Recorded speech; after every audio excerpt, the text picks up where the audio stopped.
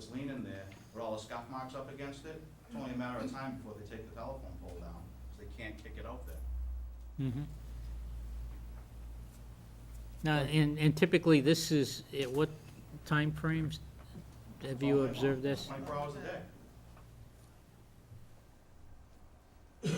Okay. It's no secret. Anyone else want to make some comments? Yes, gentlemen, to the podium. He's there for questions. I'd like to have the podium. Yes, yes. Sure. Nate, can I just say something before you get up? One of the issues on New Street is it's an easy turn for the trucks to come in. It's not a 90-degree turn, so they tend to kind of go a little faster to make that turn rather than making it at the blinking yellow light. So maybe if there was not allowed to come in that way, make it only an exit or something. Yes, Thanks. yes, sir. Nathan Foss, 127 Chestnut Street, North Reading. Thank you, Chief Nolan and Officer Tilton, for the plan. I thought that was well thought out, and the fact that you expedited it in the time that you did, thank you. However, I think we just glossed over the gravity of the situation. You know, we just talked about 11 trucks being stopped in a 5-hour period, 72 violations. 5 were taken out of service. 47% of the trucks passing through our neighborhood in 6 hours were removed from the roads. We have 2 bus stops, a kid's play spot, elementary bus stops that these trucks are driving by. 1 truck was removed from the road or fined because it was overloaded by 10,000 pounds. These trucks weigh anywhere from 52 tons, 35 tons to 52 tons. They're coming through roads that are only 19 feet wide. New Street is 19 feet wide from both white lines. Chestnut Street has maybe 20 feet of width. So these large tractor trailers don't belong in our neighborhood. They're violators. They're coming from Wilmington, all the businesses in Wilmington, to avoid 128 and 93, that intersection. I understand. I drive to Boston. There's a lot of traffic. But that doesn't give them a right to come through our neighborhood and abuse the quiet enjoyment of our homes and our safety. We can't walk our dogs, we can't cross the street, and our children, our elementary school bus stops, these kids are at risk. It's only a matter of time when one of these tires blows on one of these trucks and kills one of our kids. And I just think that, we just glossed over it, gentlemen. 50% violation in 6 hours. The trucks were removed from the roads. What does that tell you? I mean, that's a serious situation. And the reason the state police came is because we called them. So again, I understand there's budgetary constraints. I understand that, we have some issues, but I'm asking the board to allow the chief to, undertake his initiative, approve the budget override through the reserves, and let them get their training. I don't think the training solves your problem. I think, Well- what I'm hearing, we have to go to the state to get the exclusion or Well- a 12-hour time Well, period. before we get to an exclusion, we need to work on enforcement. So the chief talked about, he didn't get what he was looking for on last Friday. I think you got exactly what you were looking for. I mean, maybe you didn't stop trucks for speeding, maybe the state didn't get the trucks for speeding, but look what they did get. That's a serious problem, gentlemen. So, the neighborhood's posted, it's a thickly settled neighborhood, it's posted 25. With all due respect to the chief and his staff, these trucks aren't going 25. I've personally clocked them down Chestnut Street and called into the police department with trucks going 50 by my house. They come back empty, they come down Chestnut Street, and they hit the bottom of Chestnut Street at the intersection of Central Street, and they're going 50 miles an hour. Empty cement trucks, tractor trailers. So they are speeding. The Jake brakes, I think there's a bit of, I think there's some confusion on the information. Officer Fitzgerald from the state police, the head of the trucking unit, told me that Jake braking in a residential neighborhood is illegal. So I think we have some different information tonight. I was told by the head of the trucking unit that that's illegal. And I think really that's all I have to say tonight. But I think if you go over the facts of what happened last Friday with the truck enforcement unit, you'll understand that what we're dealing with is much more serious than just, getting some enforcement and, you know, thinking about an exclusion. We have a serious safety issue, and I implore the town to consider the fact that there's playgrounds, there's a park, there's 2 elementary bus stops that these trucks are going by at early hours in the morning. And our neighbors have these children waiting at these bus stops, and it's just a matter of time, gentlemen. So, Thank you. Chief, in your report, you talk about 11 trucks stopped. In that time frame, how many trucks went by? Was there a count made? Probably about 30 or 40 trucks. 30 or 40, okay. So over 30% were stopped for one reason or another. Gentleman with his hand up there? Eddie Wheeler's my name. Oh, yes, Mr. Wheeler. I tell you, I'd like to have my money spent on speed bumps. And speed bumps in place with the necessary signage to legalize them. I think our troubles would be over with. Thank you. You're welcome, sir. Someone else had a hand up in the back. Well, can we get a response from the police to see whether yes. that can be done? I don't know if that can be done. If you'll notice, you won't see speed bumps on any public way at all, you see them only on private property. Boston has actually done a study on those, and speed bumps weren't feasible for liability reasons. So speed bumps aren't a viable way for a public way. They cause someone to stop abruptly and accident, vehicle damage, et cetera. So Boston engineers have done a study, get how far back, but it's not, you won't see them on public way In in Massachusetts, Massachusetts. but in other Only on private property. states, they're all over the place. Yes, sir. At the end of Lowell Street, by Four Corners in Linfield, Mm-hmm. there's big signs down there, no Jake breaking. So, if they Yeah, have I signs and I was everything- never under the impression that Jake braking, you couldn't prevent Jake Well, usually they're braking. going too fast, right? If they have to use the Jake brake to slow down? that's right. All right. Well, I would say that, yeah. Yeah, yeah. Sorry, I had Yes, sir. one other thing I wanted to point out, especially, this is really for the chief and Officer Tilton. The post office annex is sending all their trucks and all their contractors through our neighborhood.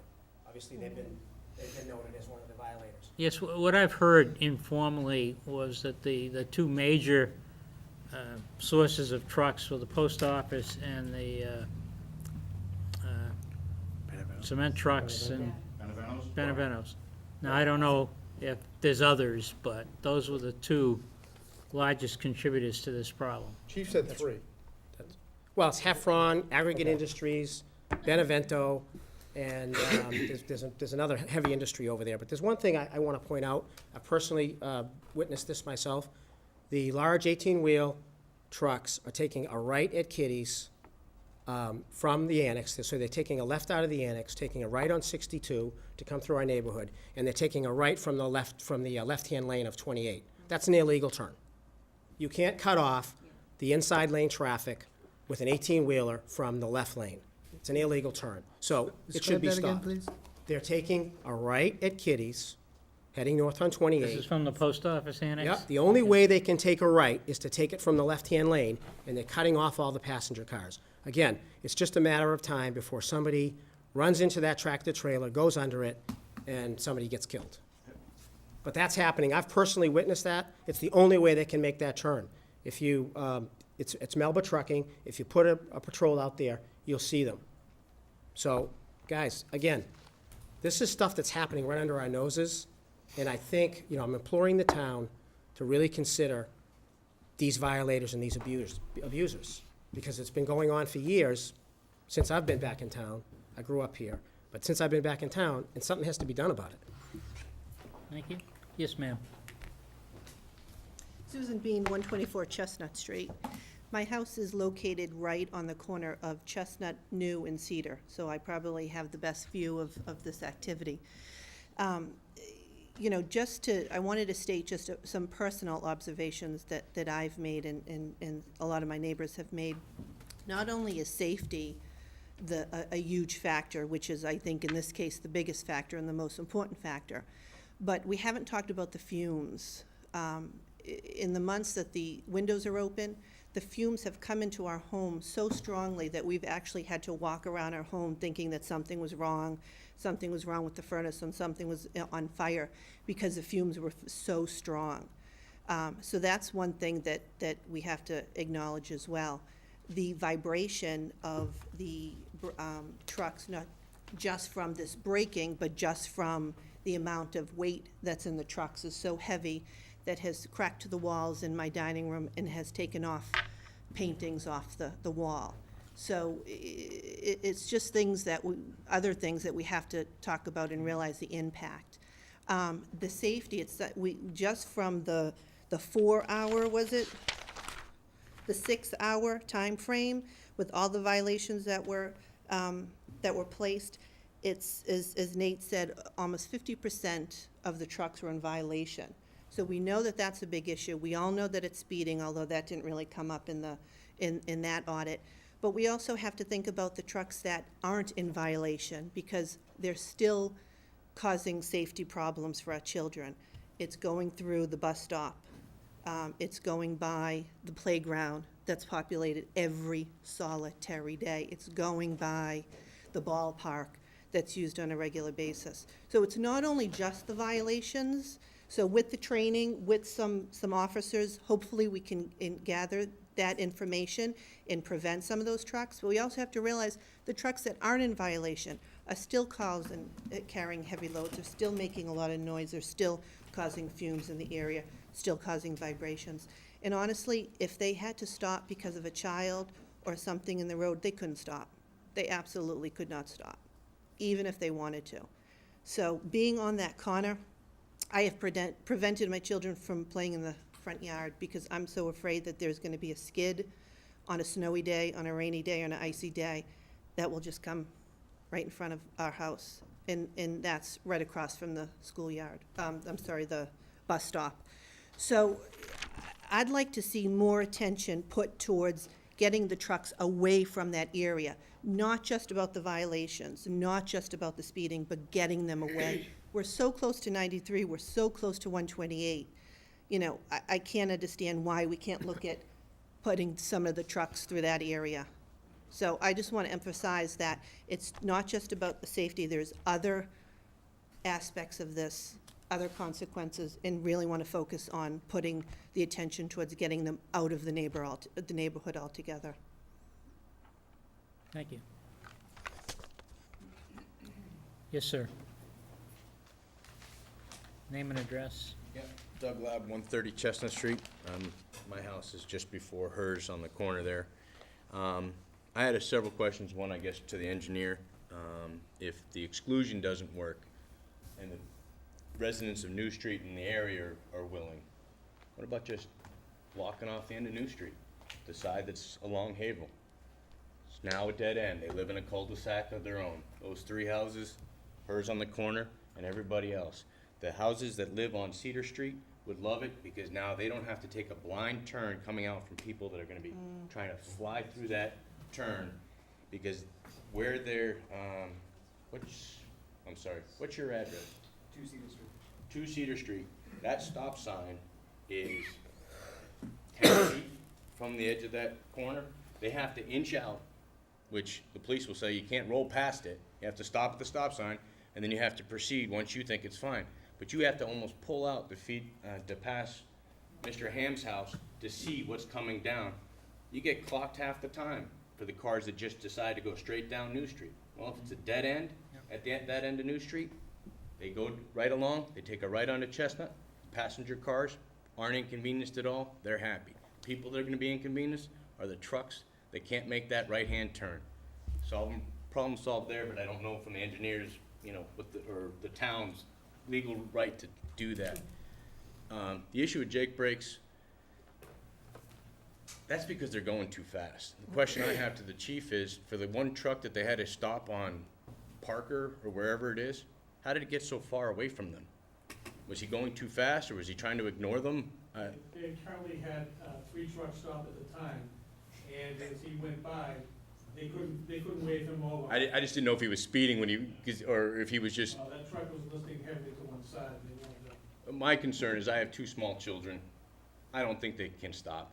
I think the speed that they come down in front of Moynihan's and gather that speed